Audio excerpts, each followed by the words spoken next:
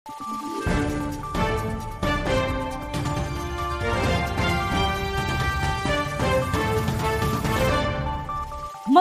araw, Pilipinas! Ito ang Valiente News hatid sa inyo ng Office of the Vice President. Di bababa sa 400 mag-aaral mula sa Pedro Oloy Roa Elementary School sa Cagayan de Oro City ang naging bahagi ng Pansarap Project. Si Maribeth Adlawan sa report. Recess time nang aming naabutan ng mga mag-aaral mula sa Pedro Oloy Roa Elementary School sa Cagayan de Oro City na pumipila upang kunin ang kanilang Pansarap Buns. Sa datos mula sa paaralan, 400 sa kanilang mga mag-aaral ang naging bahagi ng Pansarap Project. Isang school-based feeding program na sinimula ng tanggapan ng pangalawang Pangulo noong 2023 para sa mga batang kulang sa timbang at nutrisyon. Ito ang itsura ng Pansarap Nutriban, Lunes hanggang Biyernes. 5 araw sa loob ng isang linggo, binibigay sa mga estudyante hanggang sa matapos nila ang 90 to 200 feeding days. Gaya ninyo, kami ay curious sa kung ano ba talaga ang lasa at kung bakit hindi nagsasawa yung mga estudyante. Ito po. Ganito po ang itsura ng Pansarap Nutriban. Kung titikman nyo, lasa talaga yung sweet potato flavor niya. Makikita nyo din siksik at walang hangin. Kaya tsak, nabusog at healthy yung mga bata. Ayon sa guro na si Kini, excited ang mga mag-aaral tuwing recess time dahil sa iba't ibang flavor ng Pansarap Buns ang kanilang matitikman kada linggo. Before mag-start ang school year or after anang panang school year, dayon mag-enrollment na. After mga week mag-gather na dayon may og ilang mga timbang para isubmit na mo sa division. Kaya ang division office dayon pangayuan man dayon may og baseline sa nutritional report.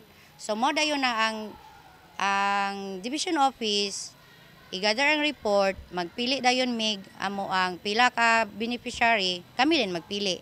Kung pila sa grade 1, sa kinder ingana.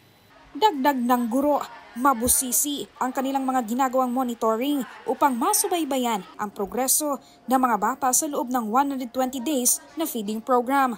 Katulo mi mag-monitor ma'am na ami baseline, na ami middle, na apon mi sa endline.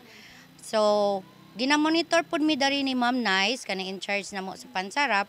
Every now and then, mo anhipod siya. In fact, nagali siya nakaanhim, katulo na siya, dayon. Siya mismo ang gatimbang sa mga bata para i-check kung sakto ba nga report akong nabuhat or dili. So, para pod ma-monitor pod ang kanang pag-distribute sa mga bread.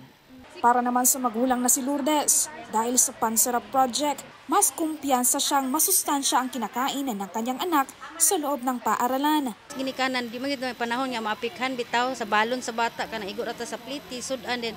Ang balon nila bitaw, maginagman niya ang sa kuan ba, mahal na ba yung ang palaliton karon. So, kanang blessed kaayo sa Ginoo bitaw, glory to God kay kinaan ng Pansarap nga nagpadayon siya, dagan siya mga bata nga natabangan.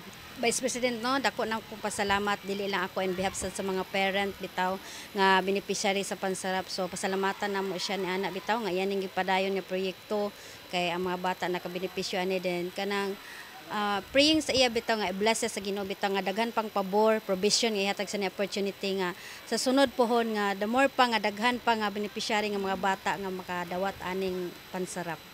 Mula dito sa Cagayan de Oro City, ako po si Maribeth Adlawan, lahat para sa Diyos, bayan at pamilyang Pilipino.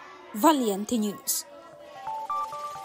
Kwento ng ilan sa mga mag-aaral na natulungan ng Pansarap Project, abangan sa susunod na episode. Ako si Claudette Loreto para sa makabuluhan, naninindigan at matapang na mga ulat at impormasyon. Maraming salamat.